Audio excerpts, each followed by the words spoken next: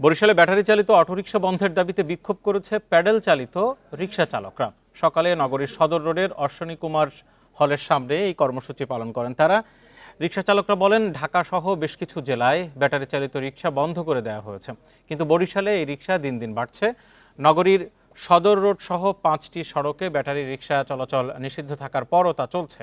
এই ঈদে জামা জুতো অ্যাক্সেসরিজের ডিসকাউন্ট। দ্রুতগতির ব্যাটারি চালিত রিকশায় অহরহ দুর্ঘটনাও ঘটছে, তাই এসব যানবাহন বন্ধের দাবি জানান তারা।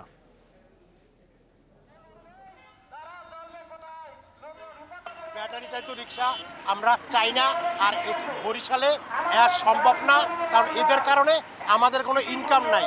আমাদের পায়ের রিক্সায় কোনো প্যাসেঞ্জার ওঠে না। 300-200 ইনকাম করে, 300-200 ইনকাম আঙ্গ পেট বাঁচে না। 500-600 টাকা ইনকাম না করলে কিছু হয় না। ডাইল ভাতের পয়সা পোলাপান লয়ে খাই, দিন কামাই খাই, দিন খাই।